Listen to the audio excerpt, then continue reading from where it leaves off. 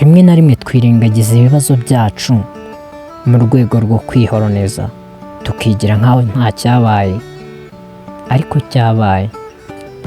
Nyamara ubuzima ni gatebe gatoki.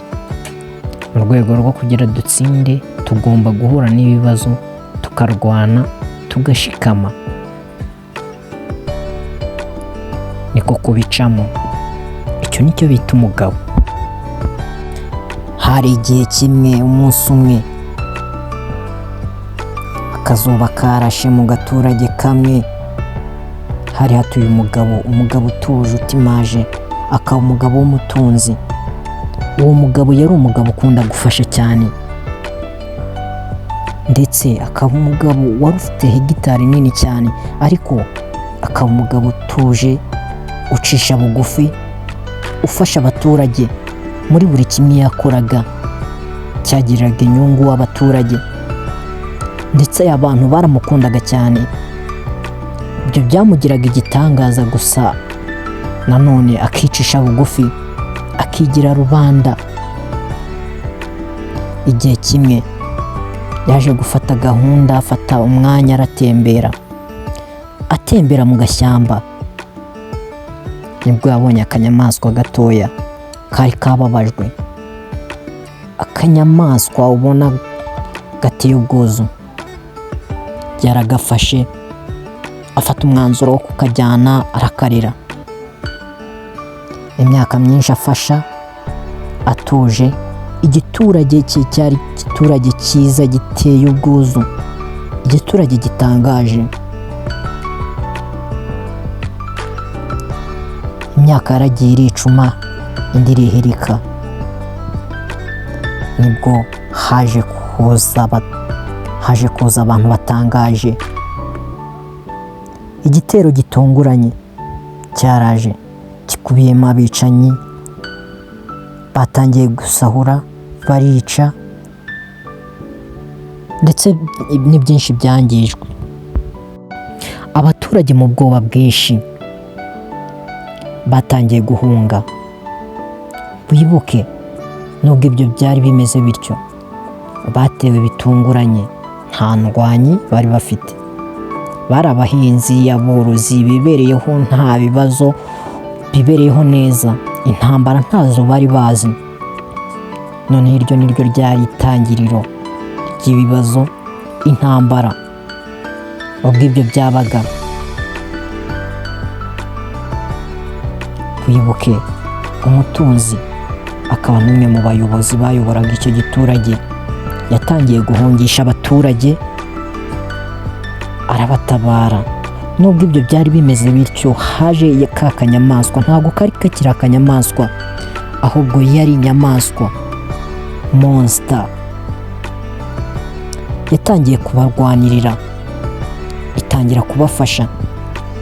Nibwo babagabo babonye bikomeye, bati ibyo bari bibye byose barahunga. Ati ibi ni ibiki bibaye? Ibi ntabwo twari tubyiteze. Noneho tugende tujye kwitegura. Iki giturage ni igiturage kirimo ubutunzi bwinshi, ntabwo twahomba. Noneho tuzagaruke dukomeye, twiteguye. Kiriya kinyamaswa tuzakirimbure, tukirimburane n'abaturage bose. Nuko abaturage bakize, barokotse bwa mbere. Ntabwo intambara zakomeje kuba. Aba bagabo ku rundi ruhande baragiye, batangira kwitegura. Noneho abaturage nibwo bari bagiye bamenya intambara icyo ari cyo, batangiye kwitegura. Noneho batangira kwitegura urugamba, bakomeza imirimo yabo. Nubwo byari bimeze bityo, abaturage bakomeje imirimo yabo ndetse no kwitegura urugamba. Bakomeje kwibaza byinshi kuri ya nyamaswa yabatabaye. Ati iriya nyamaswa ni iyihe, yaturutse he, ni bwoko ki? Ariko nyamara ku rundi ruhande, wa mugabo w'umutunzi wari uzi kwicisha bugufi, nibwo yaje atangira kubumvisha ko iriya nyamaswa nta kibazo cyayo, ahubwo ari inshuti nshya bungutse badakwiye kuyitakaza. Yatangiye kubabwira ati icyo mukwiriye gukora ni ugukorera hamwe, gufashanya, ibibazo mufitanye mukabishyira ku ruhande, mukirinda amakimbirane, aribwo twatsinda ibibazo byose bitwugarije. Aho kwirengagiza ibiri kuba, twatekereza icyo gukora mu gihe bibaye ngombwa tukirwanirira. Ibyo abaturage barabyumvishe ndetse batangira gukorera hamwe ubwumvikane, birengagiza ibyabaye byose. Urwo ni urugero rwiza yari abahaye rwo gukorera hamwe ndetse no gufashanya nk'uko asanzwe abikora. Ibyo byafashije abaturage ndetse bidatinze ba bagabo baragarutse. Abaturage noneho batangiye, kuko bari bazi kwirwanira, batangiye kwirwanaho. Ya nyamaswa yarongeye igaragara mu gace nyuma y'urugamba. Bamaze gutsinda urugamba baraserebuye, nibwo wa mukire yafashe ijambo noneho ababwira ko igikorwa cyo gufasha ari igikorwa cyiza buri muntu wese akwiye gukora, ari igikorwa kiranga umuntu, ndetse mu gihe ufasha udakwiye kwitega inyungu cyangwa se bizavamo, ahubwo ukwiye gufasha ubikuye ku mutima nk'igikorwa kiranga ubumuntu, kandi ko dukwiye kuba abantu. Yes, ciao ciao. Wari kumwe na Eric nk'ibisanzwe. Tubane mu zindi nkuru.